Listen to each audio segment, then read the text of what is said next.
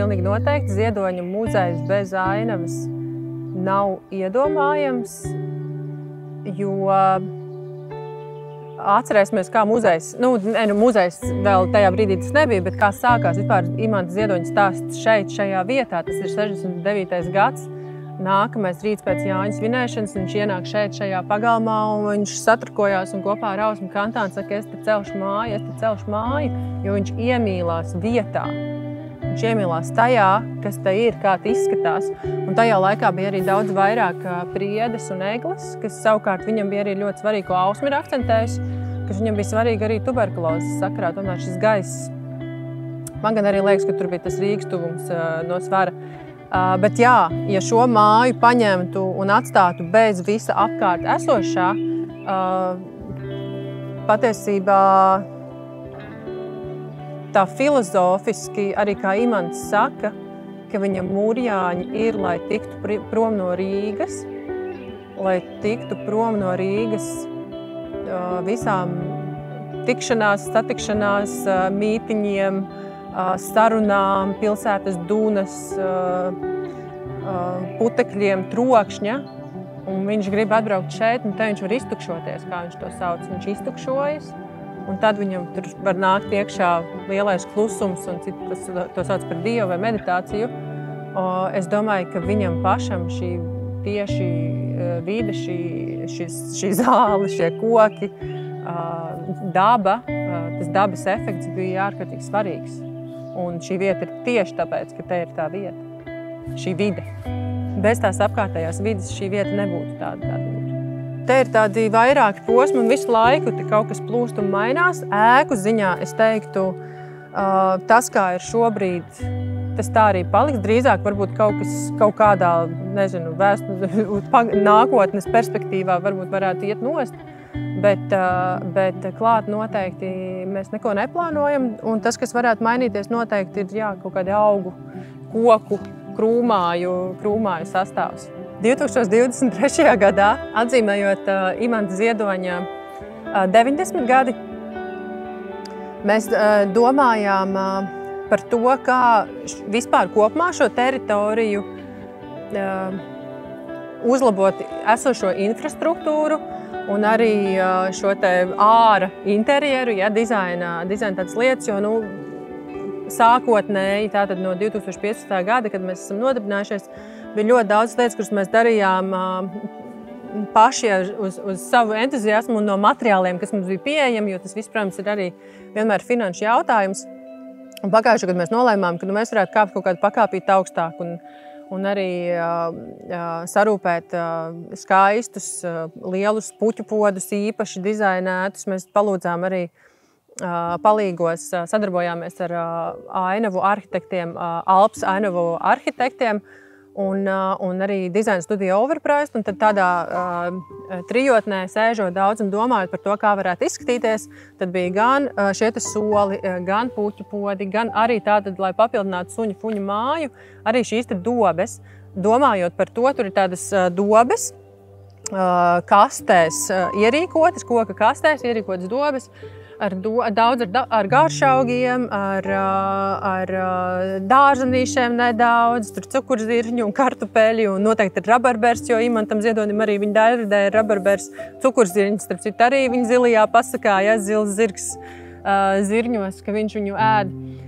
Un zinot, ka šī vieta bija aptuveni, šī vieta ir vieta, kur Imantam un Ausmai bija siltumnīca, mēs tad vēlējāmies ierīkot arī tādu papildus dobes elementus ar domu, lai bērni tur iet un darbotos. Kādā veidā, tad viņas ir arī speciāli zemes veidotas, blakus suņu mājai, ar domu, ka bērni iet un skatās, kas tur ir. Un viņi var kaut ko noplēst un pagaršot, un kaut ko saklausīt, bet sasmaržot. Un tas bija arī tāds dzejnieka dabas mīlestības turpinājums, jau domājot par bērniem tādā pakāpē. Mēs nolēmām piepildīt viņa sapni, kļūt par dārznieku, un mēs to izdarījām ar mākslīgā intelekta palīdzību. Kopā ar Tildi radījām mākslīgā intelekta radītu balss sintezatoru, kurš runā Imanta Ziedoņa balsī, vai ļoti līdzīgā. balsī Imantam Ziedonim. Un tad arī pasaucot tālāk kā Bulturu tos pašus tādu skolu, kur viņš netika, bet tā ir arī tāda laipu mešana, vai ne, uz šiem pieturas punktiem.